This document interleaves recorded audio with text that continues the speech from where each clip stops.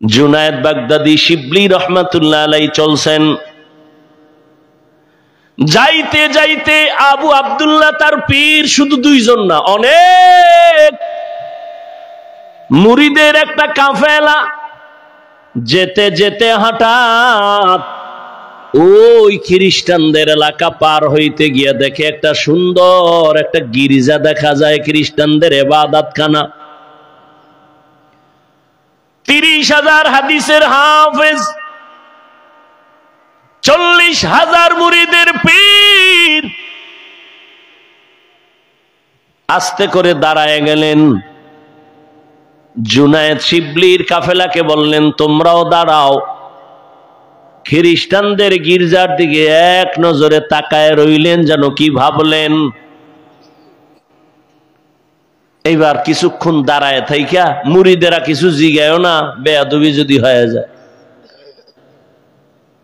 কতটা আদব তারা চিন্তা করে চলতেন। বলে চলো যাইয়া কিছু দূর পরে ওই খ্রিস্টান পাড়ার এক মাথায় গিয়া দেখে আবু আব্দুল্লাহ জুনায়েদ বাগদাদির পীর। নজর করে দেখেন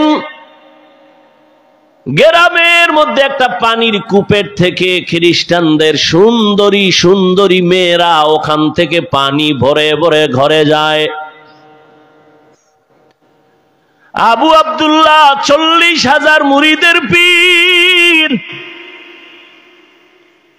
ওখানেও দাঁড়ায় গেলেন। এক নজরে খ্রিস্টানদের ওই পানি মেয়েরা যে নিয়ে যায় সুন্দরী, এক নজরে তাকায়া থাকলেন দীর্ঘক্ষণ। শিবলিও কিছু বলে না, জুনায়েদও কিছু বলে না, না জানি বেয়াদবি হয়ে যায়। কারণ আল্লাহওয়ালাদের হিসাব আলাদা। আল্লাহওয়ালাদের আল্লাহ এমন কিছু পাওয়ার দান করেন যেটা সাধারণ মানুষকে আল্লাহ দান করেন না। যেমন থানবী রহমাতুল্লাহ আলাইহির ঘটনা দেখেছি।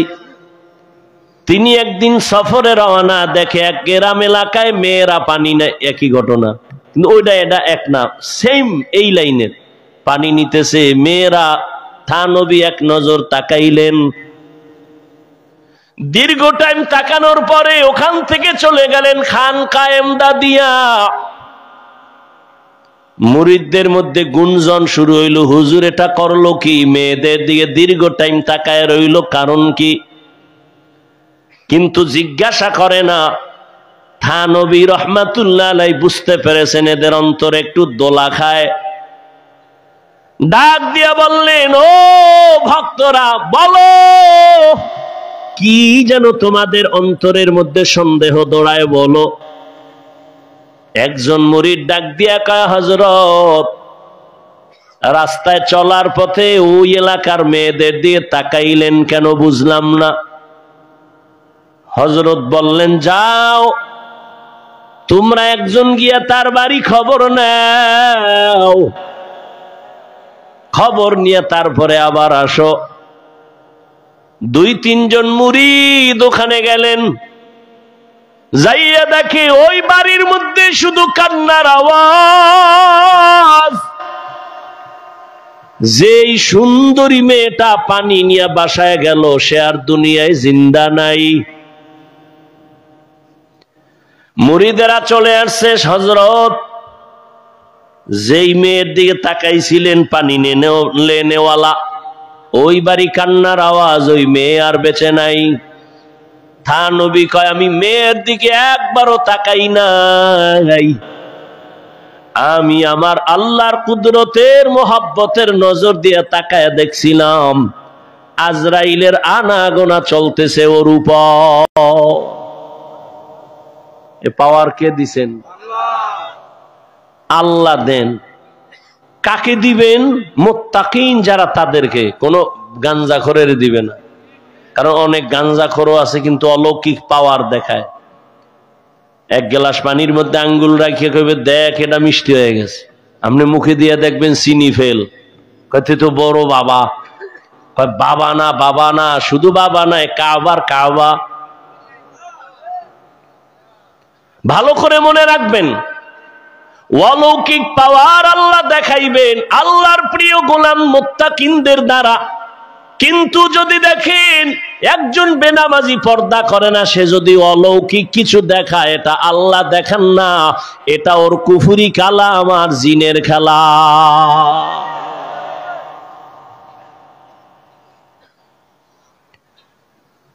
জুনায়েদ বাগদাদির কাফেলা শিবলি সহ দাঁড়ায় আছে, খ্রিস্টানদের মেয়েদের দিকে এক নজরে তাকানো।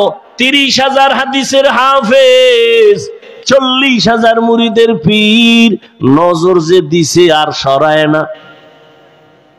শিবলিকা হযরত আমাদের খানকায় কি যাবেন না? নজর ঠিক সরায় না, ইশারা দিয়ে কয় তোমরা যাও, যাও, আমি যাব না।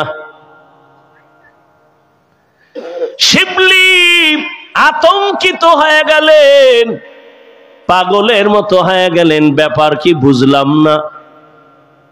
হযরত আপনি যাবেন না কেন? আবু আব্দুল্লাহ ডেকে বলে, ওই খ্রিস্টান মেয়েকে আমি বিয়া না করে যাব না। আরো কঠিন, ওই খ্রিস্টানের সুন্দরী মেয়েটাকে বিয়া না করে যাব না। জুনায়েদের কাফেলা পাগল, কান্না, এত কান্না, শিবলির কাফেলা কান্না করে। হযরত পায়ে হাত রেখে বলি, ইরাকের জমিনে আপনার এত সুনাম, দুনিয়ার ইরাকের সব মানুষ বিধর্মীরা আপনারে সম্মান করে, জানে আপনি একজন খাঁটি মানুষ। আজকে যদি এমন হয়, আমরা ইরাকের খানকায় কেমনে যাব আর মুখ দেখাবো? মাইয়াহদিল্লাহু ফাহুয়াল মুহতাদ ওয়া মান ইউদ্লিল ফালান তাজিদা লাহু ওয়ালিয়াম মুরশিদা। আল্লাহ তাআলা বলেন, আমি যাকে হেদায়াত দিব সে হেদায়াতের দরজা পেয়ে যাবে, আর আমি যারে হেদায়াত দিব না ওই বান্দা হেদায়াত পাবে দূরের কথা, কোনো মুরব্বী কোনো মুর্শিদও তালাশ করে পাবে না, অভিভাবকহীন হয়ে যাবে। এরে নবীর আশিক উম্মতের দল, জুনায়েদের কাফেলা শিবলি সহ কান্নার আওয়াজ, তবে বেয়াদবি করে না, কারণ আল্লাহওয়ালার অন্তর যদি একটু কষ্ট পায়, না জানি বেয়াদবির কারণে ধ্বংস চলে আসে।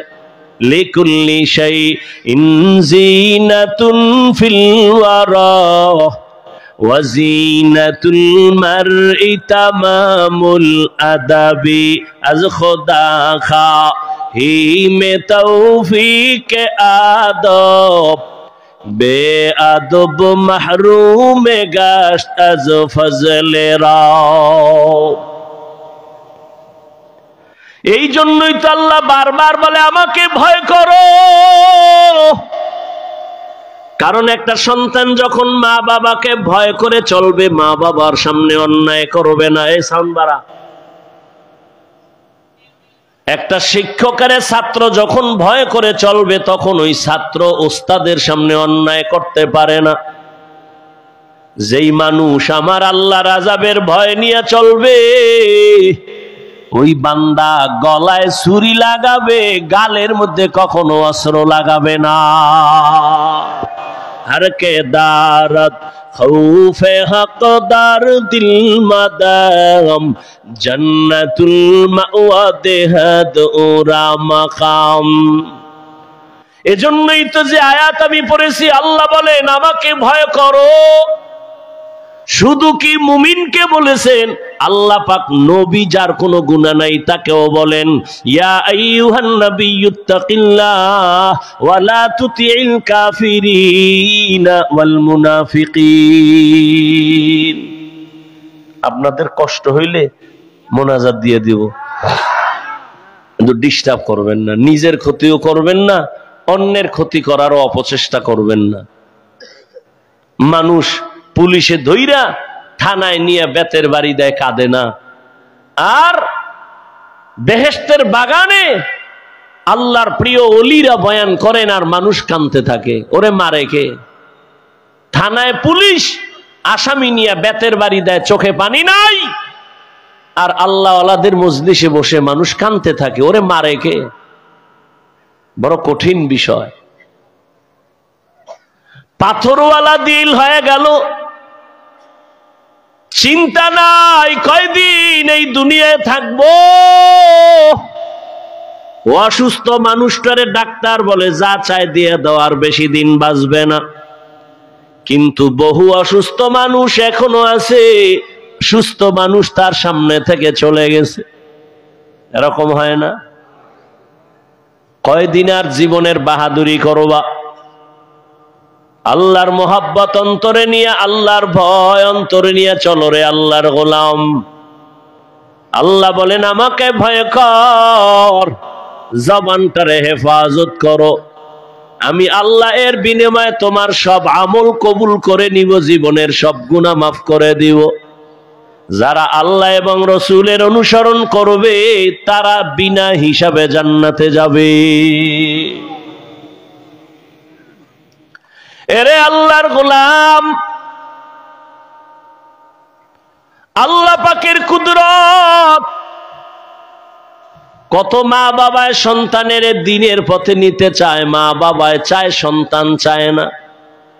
আবার অনেক সন্তান দিনের পথে চলতে চায়, মা বাবা রাজি হয় না।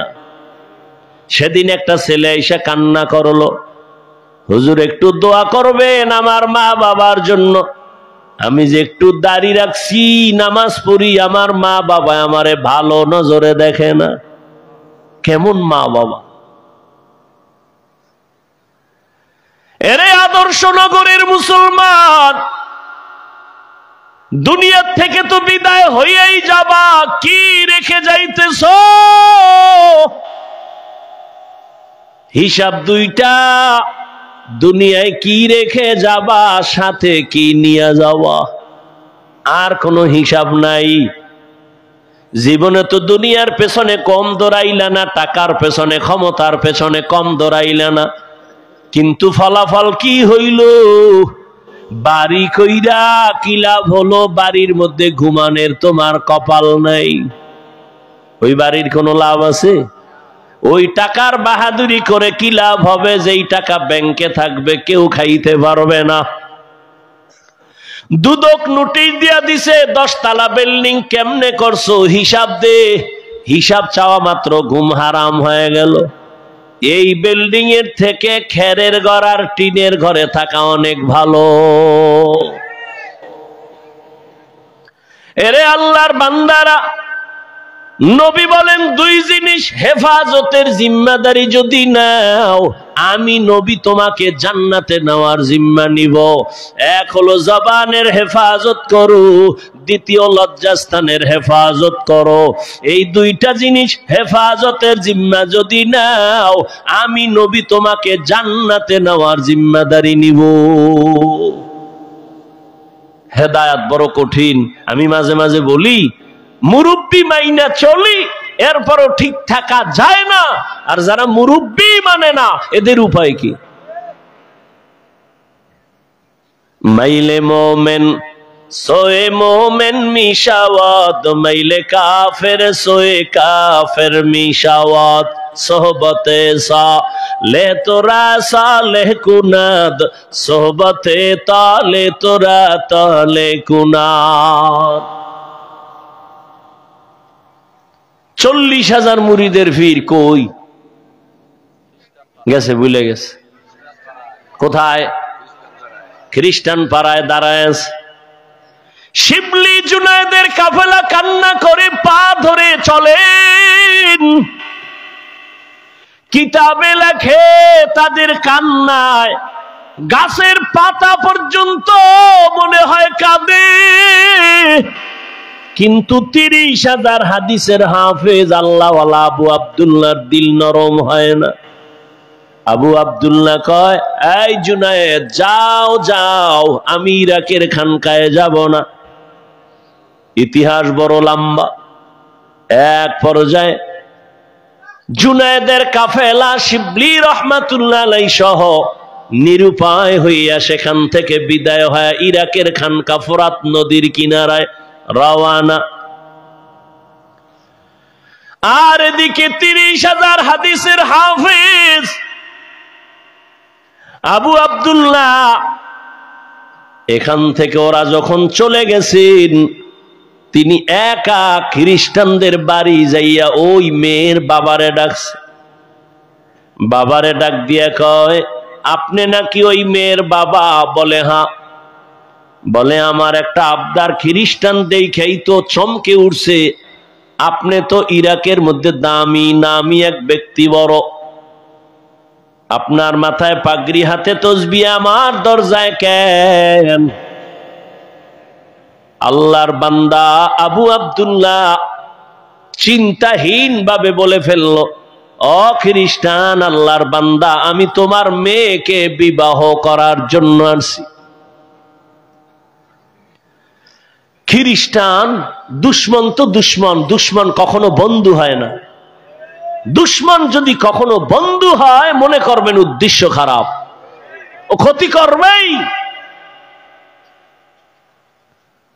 খ্রিস্টান কয় সুযোগ হাতছাড়া করা যায় না। এত বড় দেশের একজন নামি দামি ব্যক্তি, যার হাতে হাত লাগাইলে দুনিয়াদার আখেরাতমুখী হয়ে যায়, এরে যখন পাইছি, এই সুযোগে তারে চূড়ান্ত ভাবে জাহান্নামের পথে নিয়ে যাও। কয় তুমি আমার মেয়ে বিয়ে করবা? বলে হ্যাঁ। তাহলে আমার শর্ত আছে। কি শর্ত? বলে 1 বছর অপেক্ষা করতে হবে। বলে আমি রাজি। 2 নাম্বার শর্ত, মদিনার পাগড়ি পোশাক তুমি ফালাইয়া তোমার মাথায় আমাদের খ্রিস্টানদের ইউনিফর্ম, প্যান্ট শার্ট আর টাই আর ক্যাপ লাগানো লাগবে। আবু আব্দুল্লাহ কয় রাজি। কয়টা হইল? 3 নাম্বার শর্ত, আমার মেয়েকে যদি তুমি বিবাহ করতে চাও, 1 বছর পর্যন্ত জঙ্গলে আমার কিছু শূকর আছে, এগুলো রাখাল হয়ে 1 বছর পাহারা দিতে হবে।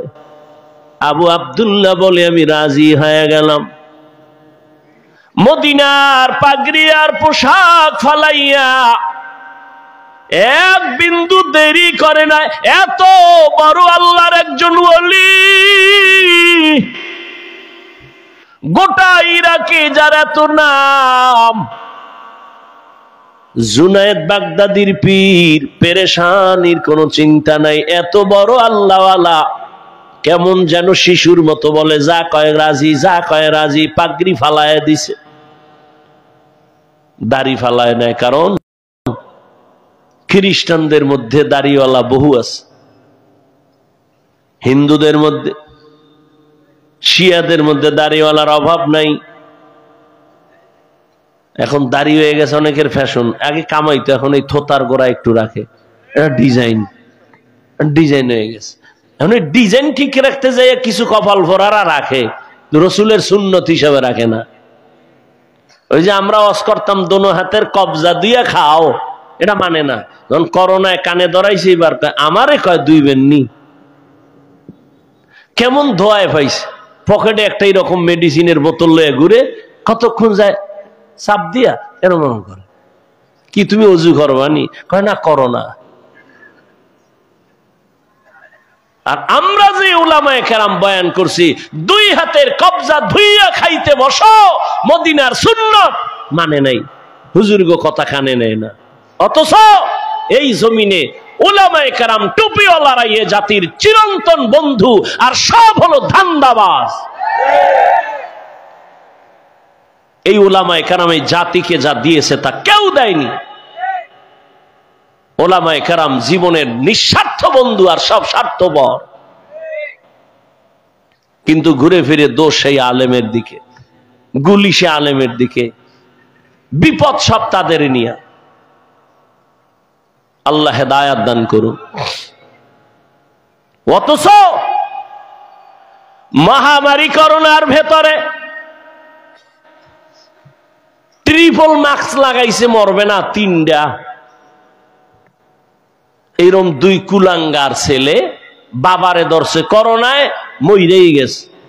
আর এই কুলাঙ্গার শিক্ষিত দুই ছেলে বাবার লাশটার এলাকার গরিবের টাকা দিয়ে কয় রাস্তায় ফেলায় দাও, তো দিছে, জানালা আটকায় দিছে। বাবার লাশের জানাজা হলো না কুকুরে খেলো আর দেখে নাই। ইতিহাস ভুলে যায় না জাতি। যুবক, সেই করোনার লাশ একটা না, শত শত লাশ আমার দেশের টুপিওয়ালারা উলামায়ে কেরাম কাঁধের মধ্যে নিয়ে গোসল করায়া, কাফন পরায়া, জানাজা পড়ায় কবরে রেখেছেন। একজন হুজুরও করোনায় মরে নাই। এই জাতিকে এই আলেমরা যা দিয়েছে কেউ দেয়নি। হ্যাঁ, তুমি বলবা আমাকে টিনের বাড়ি দিছে, আমাকে টাকা দিছে, আমি বলবো 5,000 টাকা দিলে তোমাকে 5 লাখ টাকার ধান্দায় পেরেশানিতে ফেলে তোমাকে ফকির বানায় দিছে। দেখো না, লোন আর কিস্তি দিতে দিতে মইরা গেছে, লাশের জানাজা হয়ে গেছে, কবরের সামনে দাঁড়ায় গেছে, লাশ নেওয়া যাবে না ভেতরে, কিস্তি দাও। আল্লাহ হেদায়েত দান করুন। আমাদের দেশের এক বেচারা চিনি না, জীবনেও 3 বার মাদ্রাসায় আইয়া খালি ঘুরে,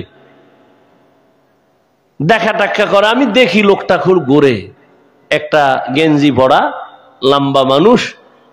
তো একদিন ডাকলাম এদিকে, ও ভাই কোথার থেকে? আমি থাকি এখানে, এই যে রূপগঞ্জ থানা, বাড়ি আমার পটুয়াখালী। তো এই 3 বার আসতেছেন, কি চান? আপনার সাথে একটু স্পেশাল পার্সোনাল কথা বলবো। তো বললাম আসেন, বলেন। কথা বলে না, কাঁদতেছে। আমি বললাম বলেন কি সমস্যা? তো বলতেছে আমার একটা মেয়ে উপযুক্ত বিবাহের কাছাকাছি, আর আমার বউ আর আমি একটা ছোট্ট রুম আর একটা বারান্দা নিয়ে ভাড়া থাকি। কারো থেকে টাকা উঠাই আমি, লোন আই না, সুদে একটা পিকআপ কিনছি। পিকআপ, ছোট পিকআপ আছে না, মালটানে কিনা ওরে মাসে মাসে কিস্তি দেয়, আরে পিকআপ চালাই। এমন মুসিবত, করোনা আসলো, পিকআপ অ্যাক্সিডেন্ট হলো, এখন আমি নিজেও খেতে পারি না, কিস্তিও দিতে পারি না। আমারে এই দুঃখ অত কাঁদায় না, কিন্তু কাঁদায় এজন্য ওই পাওনাদার ওই মানুষগুলো আমার বাসায় এসে আমার মেয়েকে মারে, আমার স্ত্রীকে মারে। আমি কি করব? কাঁদতেছে অঝোর ধারায়। সুদ খাইয়া কেউ শান্তিতেছে, একটা প্রমাণ দিলে আমি সুদের বিরুদ্ধে রস করব না। আল্লাহ হেদায়েত দান করুন। তুমি টাকার বাহাদুরি দেখাও আর রাস্তায় ঘুরো, চায়ের দোকানে বলো, মাদ্রাসায় পড়ে লাভ কি? যাকাত ফেতরা খায়। বলেন তো কতটার জবাব দিব? আচ্ছা বলেন আমাকে, আপনার এখানে সব শিক্ষিত মানুষ, যাকাত দিবে কে? গরিব না ধনী? কাকে দিবে? গরিব। মাদ্রাসায় গরিব নাই? কম না বেশি? এতিম নাই? তা প্রত্যেকটা মাদ্রাসায় এতিম ফান্ড আছে, ওখানে আলাদা টাকাগুলো যাকাতের জমা হয়, ওদের পেছনে টাকা ব্যয় হয়। তো যাকাতের টাকা গরিবরা খাবে না? তুমি তো চুরির টাকা খাও, তুমি তো সুদের টাকা খাও, তুমি তো ঘুষের টাকা খাও, এটার কোনো টেনশন নাই। মাদ্রাসার যাকাত খায় কেন, এ নিয়ে টেনশন। ওই যে কথা আছে গ্রামে, দেখতে নারী চলন বাঁকা। আল্লাহ হেদায়েত দান করুন। হালাল ভাবে তারা জীবন যাপন করে, একটা হারাম নয়। এই রকম মাদ্রাসা এই জমিনে, ভারতের ভেতরে ব্রিটিশরা 200 বছর শোষণ করেছে, মাদ্রাসা জ্বালায় দিছে, হাজার হাজার আলেমকে গলায় ফাঁস দিয়া গাছের সাথে রাস্তায় লাশ ঝুলায় রাখছে। এই ভারতে কোনো ইসলামের আওয়াজ থাকবে না, আলো থাকবে না। আল্লাহ সিদ্ধান্ত করলেন ভারতেই হবে ইসলামের আলোর পাওয়ার হাউস। তাই হলো, সারা দুনিয়াতে যত ইসলামের বাতি জ্বলে সবগুলোর পাওয়ার হাউস দেওবন্দ। কথা বলেন না কেন? কোন মায়ের সন্তান সাহস থাকলে দাঁড়ায় বলতে পারবে সারা বাংলাদেশে যে রাজনীতির ময়দান বলেন, তাবলীগের ময়দান বলেন, পীর মুরিদির ময়দান বলেন, সহিভাবে, ভণ্ডামি নয়, সহিভাবে যত খেদমত আছে ইসলামের লাইনে, সবগুলো খেদমতের পেছনে দেওবন্দীদের অবদান অস্বীকার করার কোনো সুযোগ নাই। আল্লাহ হেদায়াত দান করুন। কওমি মাদ্রাসা কমছে না বাড়ছে? চরমোনাই কমতেছে না বাড়তেছে? এর কারণ কি? একটাই কারণ, বিরোধিতা করা। বিরোধিতা করছে এই জন্য কওমি মাদ্রাসা বেড়ে গেছে। বিরোধিতা করার কারণে চরমোনাই বাড়তেছে। কথা ঠিক না? বিরোধিতা করার কারণে তাবলীগের খেদমত কমছে না বাড়ছে? দুই দল হইয়া আরো পাল্লা দেয়, কে কার আগে আগায় যাবে। বাকি কিছুটা ওই যে অহংকারের বয়ান করতেছি, ঝামেলা সেখানে। আল্লাহ সবাইকে বিনয়ী হওয়ার তৌফিক দান করেন। দেখেন তো, দিন শেষে তো ইসলামেরই বদনাম। কি ভাই, দিন শেষে তো আমাকে ইসলামের বদনাম। একটা মানুষ যদি চিন্তা করে যে না, কিছু হোক বা না হোক ইসলামের বদনাম হতে দিব না, তাহলে আর কোনোদিন ঝগড়া থাকে? আল্লাহ সবার মধ্যে বিনয়ী হওয়ার তৌফিক দান করেন। বয়ান শেষ করে দিব, আর 2-4 মিনিট হবে না? আল্লাহ সবাইকে কবুল করেন। ঘটনাটা কোথায় রাখছি? গেছেন? হ্যাঁ, রাজি হয়ে গেছে। 1 বছর কি রাখতে হবে? জঙ্গলে শুকর, পাগড়ি ফালায় দিছে, জামা ফালায় দিছে, শার্ট প্যান্ট টাই ক্যাপ লাগাইয়া লাঠি একটা হাতে নিয়ে জঙ্গলে যায়, শুকরের রাখাল হয়ে সারাদিন থাকে। 1 মাস, 2 মাস, 3 মাস, 4 মাস, 6 মাসের উপরে ইরাকের সেই খানকা থেকে জুনায়েদার শিবলির কাফেলা আবার রওয়ানা। আমাগো শায়েখের খবর কি? তারা যেয়া কোনদিন এটা কারোর বলেও নাই, ওই খানকায় যায় কানতেছে, আল্লাহ যাদের দ্বারা দিন পাইলাম তাকে তুমি দিনের দিকে ফিরায় দাও। আর আপনি কি করতেন? বয়ান কইরা নামার আগে ফেসবুক গরম, নামতে পারি না, এর মধ্যে গরম হয়ে গেছে পুরা দেশ। কি এহেনতি একজন ইনজেকশন মাইরা দিছে, দিয়া সে মনে করে আমি কামিয়াব। আল্লাহ হেদায়াত দান করুন। আলেম ওলামাদের বদনাম যারা লেখে, যা বলে, সে যে লাইনের আলেম হোক, মূলত শেষ সময় যে হিসাব হয় ইসলামের বদনাম। অতএব এই দিক নিয়ত কইরা চিন্তা করে এরপরও যারা বিরোধিতা করে, আমি সারা বাংলাদেশে বলি, এরা মা বাবার সুন্দর আদরের সন্তান না, অভিশপ্ত সন্তান।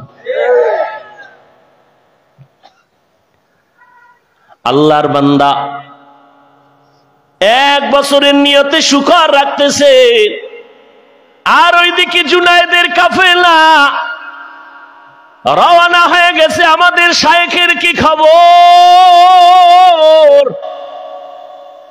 বিশাল কাফেলা নিয়া ওই খ্রিস্টান পাড়া আইসা খবর নিতেছে, আমাদের আবু আব্দুল্লাহ পীর সাহেবের আপনারা চিনেননি? কেউ বলে চিনি, তবে তারে দেখি নাই। ঘুরতে ঘুরতে ঘুরতে ঘুরতে একজন থেকে খবর জানলো, তিনি জঙ্গলে এক বুড়া মানুষ, সাদা দাড়িওয়ালা, মাথায় ক্যাপ লাগানো, প্যান্ট শার্ট লাগানো, জঙ্গলে শুকরের রাখাল হয়ে কাজ করে। জুনায়েদের কাফেলা শিবলি রহমাতুল্লাহ আলাই সবাই জঙ্গলের দিকে রওয়ানা।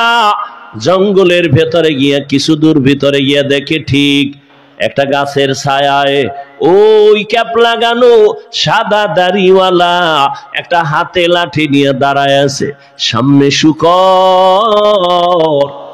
জুনায়েদের কাফেলা হাঁটতেছে, সামনে যায়। আল্লাহর বান্দা দাড়িওয়ালা 40,000 মুরিদের পীর নজর দিয়ে যখন জুনায়েদের চেহারায় পড়ছে, শিবলির চেহারায় পড়ে গেল, তখন সে একটু আটকে উঠলো। এবার ওখানে দাঁড়ানো জুনায়েদের কাফেলা শিবলি রহমাতুল্লাহ আলাইহি সহ কাছে গিয়া দাঁড়ায়া সালাম দিলেন, সালামের জবাব নিলেন না। এবার বললেন, হযরত আর কতদিন আমরা নিরুপায় হয়ে গেলাম, আপনার মাধ্যমে দ্বীনের আলো পেয়েছি, চলেন আমাদের খানকায়। ইরাকের মানুষগুলো বহুদিন আপনাকে দেখে না, চলেন। এইভাবে বলতে বলতে শুনে না, না যাও যাও, আমি 1 বছর পর এখান থেকে যাব। এবার কান্না শুরু হয়ে গেল। কিতাবের মধ্যে লেখে এমন কান্না শুরু হয়ে গেল জুনায়েদের কাফেলা।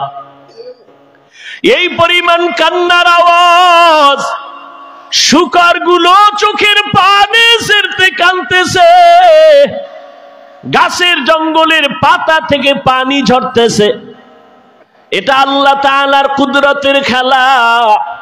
আল্লাহ তাআলা দুনিয়ার মানুষের দৃষ্টান্ত দেখাইবে হেদায়েতের কারণ। আল্লাহর বান্দাদের এত কান্না, এত কান্না, এত কান্না, আবু আব্দুল্লাহর দিলটা নরম হয় না। শুকর কান্না অবস্থা, গাছের পাতা নরম হয়ে গেছে, কিন্তু আবু আব্দুল্লাহর চোখ নরম হয় না, দিল নরম হয় না। তারা নিরুপায় হয়ে এবারও যাবে যাবে ভাব, পা জড়ায় ধরে কান্দে, ও আমাদের শাইখ, আর কয়দিন? আল্লাহর ওয়াস্তে চলেন আমাদের ইরাকের খানকা, কে শুনবে তার কথা? বলে যাও যাও, আমি যাব না। অনেক দূর আগাইয়া জুনায়েদের কাফেলা দীর্ঘ সময় থাকলেন, কান্না করলেন, এরপরও তার দিল নরম হয় না। পরিশেষে তারা এবারও নিরুপায় হইয়া ইরাকের রাস্তায় রওনা হয়ে গেছে। শিবলি রহমাতুল্লাহ আলাইহি বলেন, আমরা কান্না থামাই না, রাস্তা দিয়া যাই, আর খোলা আকাশে মালিকের দিকে হাত উঁচু করে কান্না করি। জুনায়েদের কান্না, আমি শিবলির কান্না, পুরা কাফেলার কান্না চলে। ও দয়ার মালিক, তোমার গোলামের কোন কারণে তুমি বেজার হইছ? হেদায়েতের দরজায় ফিরাইয়া দাও রে মালিক। ও আল্লাহ, তুমি আমাদের আর কত কাঁদাইবা? দয়া করে আমাদের শায়েখের ফিরাইয়া দাও। কান্না করতে করতে শিবলি আর জুনায়েদের কাফেলা অনেক দূর যখন চলে গেছেন, হঠাৎ শিবলি বলেন, আমরা কান্না করতে করতে যাচ্ছি, রাস্তা সামনে অনেক দূর, হঠাৎ করে তাকায় দেখি সামনের রাস্তার পাশে একটা পানির কূপ। ওই পানির কূপ থেকে আমাদের আবু আব্দুল্লাহ, আমাদের শায়েখ, উলঙ্গ অবস্থায় কালেমায়ে শাহাদাত পড়তে পড়তে কূপের থেকে গোসল করে ওখানে দাঁড়ায় আমাদের ডাকে, আমার একটা কাপড় দাও, আমার একটা কাপড় দাও, শরীরটা আবৃত করব। শিবলি জুনায়েদ বলেন, আমরা দৌড়ায় যাইয়া আমরা কাপড় দিলাম, চাদর দিয়া তারে আবৃত করে। এরপরে আমরা তাকে নিয়ে আবার ইরাকের খানকায় রওয়ানা। ইরাকের খানকায় যাইয়া আমরা তাকে নিয়ে থাকলাম। আগের মতো খেদমত শুরু হলো। শিবলি বলেন, আমি এক পর্যায়ে আদব রক্ষা কইরা আমি আমাদের শায়েখরে জিজ্ঞাসা করেছিলাম গোপনে, ও শায়েখ আমার, 40,000 মুরিদের আপনি পীর, আমরা আপনার মুরিদ, আমাদের দেখা কত মানুষ দিনের পথ খুঁজে পায়, আপনার এমন কি হয়েছিল যে আপনি খ্রিস্টান মেয়ের জন্য পাগল হয়ে গেলেন? কারণটা কি? বলে, ও আপনি তো 30,000 হাদিসের হাফেজ, আপনার হাদিস আছে কতটা মুখস্থ? বলে, একটা হাদিস ছাড়া ভিন্ন কোনো হাদিস আমার মুখস্থ ছিল না, কোরআনের একটা আয়াত আমার মুখস্থ ছিল না। শিবলি বলেন, কারণটা কি হয়েছিল?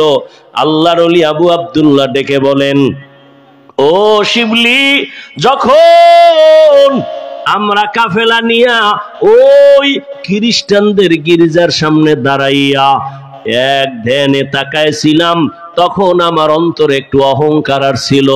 আমি মনে মনে ভাবছিলাম আর বলছিলাম, তোমরা সব জাহান্নামী, আমি একা জান্নাতি, আমার মতো ভালো মানুষ আর কেউ নাই। এই ভাবনাটা ভাবতে না ভাবতে হঠাৎ আমি তাকাইয়া নজর করে দেখলাম আমার এই বাম দিক থেকে, এখানেই তো কলব, এখান থেকে একটা নূরের আলো বের হয়ে গেল। এমন কেন যেন আমার জ্ঞান, আমি শূন্য হয়ে গেলাম। এই শুধু এতটুকু অপরাধ শিবলি রহমাতুল্লাহ আলাইহি লিখেছেন। এই যে নিজেরে বড় মনে করেছেন অহংকারী, আল্লাহ বেজার হইয়া কলবের নূর নিয়ে গেছে। মান ইয়াহদিল্লাহু ফাহুয়াল মুহতাদ ওয়া মান ইউদ্লিল ফালান তাজিদা লাহু ওয়ালিয়াম মুরশিদা। শিবলি বললেন, শায়েখ আপনাকে রাস্তা থেকে ধরে আমরা খানকায় নিয়ে আসছি, আপনি তো খ্রিস্টান মেয়েটাকে বিবাহ করার জন্য আপনি তার বাড়ি গেছেন। বলে হ্যাঁ, বিবাহ কি হইল? কয় না, হয় নাই। 1 বছরের টাইম দিছে তারে আমাকে বিয়া দেওয়ার ক্ষেত্রে, এর আগে দিবে না। আমি এখনো পারি নাই, 1 বছর টাইম তো হলো না। আল্লাহ আমাকে আবার এই খানকায় ফিরায় দিছেন। আল্লাহর কাছে হেদায়েতের দোয়া করো, আল্লাহ পাক রব্বুল আলামিন জানো এই হেদায়েতের উপরে মজবুতি অর্জন করার তৌফিক দান করে। এদিকে আল্লাহ তাআলা কয়, এরে আবু আব্দুল্লাহ, যেই মেয়েটাকে তুই নেওয়ার জন্য পাগল, ওই মেয়েটাকে তুই নিবি হারাম ভাবে না। আমি আল্লাহ তোর জন্য হালাল পন্থায় রাস্তা খুলে দিতেছি, রাস্তা খুলতেছি হালাল ভাবে। তবে দুনিয়ায় না। খবর আসতেছে খানেকা ফোরাত নদীর কিনারায় কোন একজন মহিলা যুবতী মেয়ে পর্দা রক্ষা করে বারবার বাহক পাঠাইয়া বলে, তোমাদের খানকার পীর আবু আব্দুল্লাহ জুনায়েদের পীর, আমি আসছি বহু দূর থেকে, আমার সাথে একটু কথা বলবে কিনা বলো। বারবার আসতে সে জুনায়েদ ফিরায় দেয়, শিবলি ফিরায় দেয়, আমাদের শায়েখ কোনো বেপর্দা নারীর সাথে কথা বলবে না। এক পর্যায়ে 1 দিন 2 দিন 3 দিন ওই মেয়েটা যায় না, বলে না আমি তার সাথে কথা বলবোই।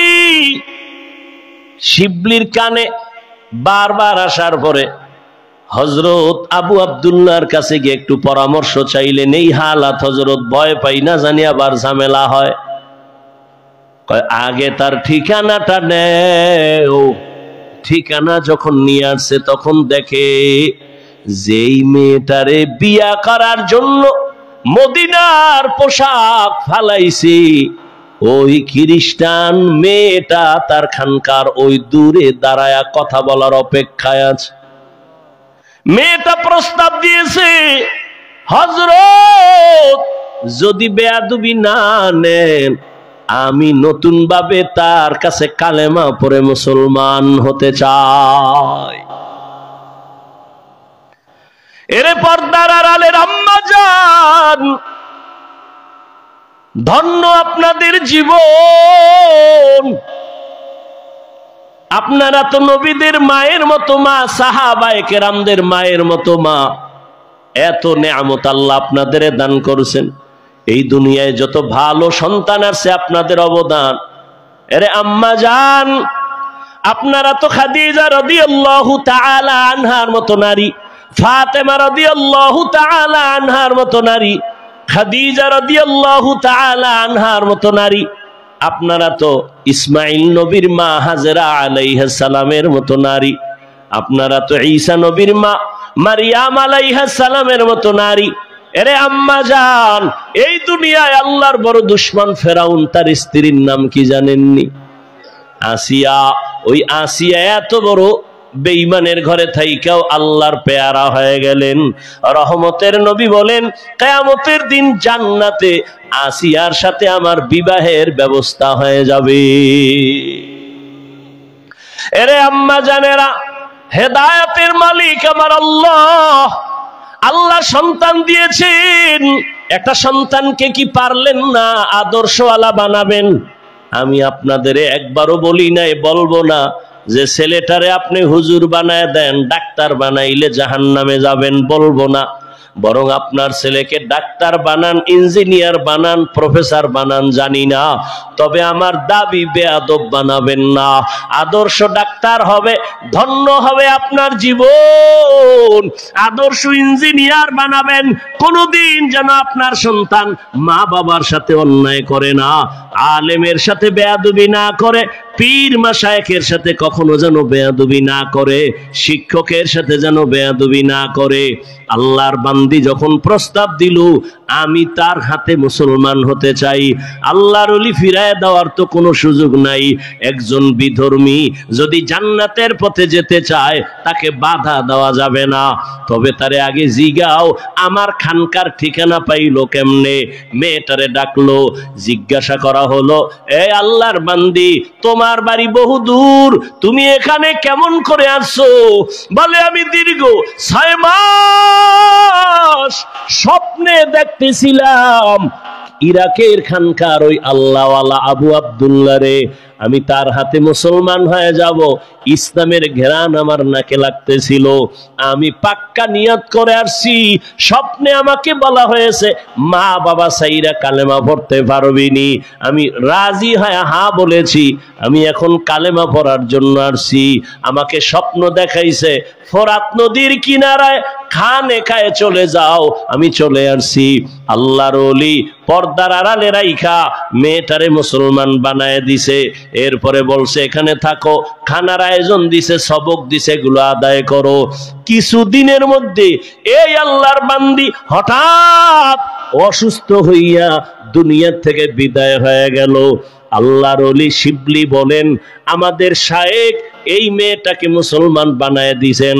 কিছুদিনের মধ্যে মোটামুটি আমল করতে করতে অসুস্থ হয়ে আল্লাহর বান্দি চলে গেলেন। এরপরে এর কিছুদিন পর আমাদের শায়েখ আবু আব্দুল্লাহ দুনিয়া থেকে চলে গেলেন। এবার দুনিয়ায় আর তাদের সাক্ষাৎ হলো না, মোলাকাত হলো না। মনে মনে ভাবতেছিলাম আবু আব্দুল্লাহ আমাদের শায়েখ বিবাহের জন্য এত পথ পাড়াইলেন 1 বছরের কিনারায়, মেয়েটাও জায়গায় আসলো, বিয়ে তো আর হলো না। শিবলি রহমাতুল্লাহ আলাইহি বলেন দীর্ঘদিন পর আমি একদিন ঘুমের ঘরে স্বপ্নে দেখি ওই আমাদের পীর, 40,000 মুরিদের পীর, 30,000 হাদিসের হাফেজ, তাকায় দেখতেছি দোনোজন জান্নাতের বাগানে দোনোজন বিচরণ করতেছে। প্রশ্ন করলাম কি হালাত? বলে আমাদের দোনোজন জান্নাতে বিবাহের ব্যবস্থা হয়েছে। আউলিয়ারা কারে উকুবা ইখতিয়ার, জাহেলারা কারে দুনিয়া ইখতিয়ার, মাইলে মোমেন সোয়ে মোমেন মিশাওয়াত, মাইলে কাফের সোয়ে কাফের মিশাওয়াত। এরে আল্লাহর বান্দারা, ও পর্দার আড়ালের মা বোনেরা, কয়দিন আল্লাহকে নিয়ে কবরের দিকে যান। ওই বেঈমান ফেরাউনের ঘরে আসিয়া, এত বড় বেঈমানের ঘরে থাইকা আমার আল্লাহকে ভুলেন নাই। ফেরাউনের ঘরে থাইকা আমার আল্লাহর পেয়ারা বান্দি হইয়া কবরে চলে গেছি। আল্লাহ মা বোনদের আবেদা হিসাবে কবুল করেন, আদর্শ সন্তানের মা বাবা হওয়ার তৌফিক দান করেন, আমিন।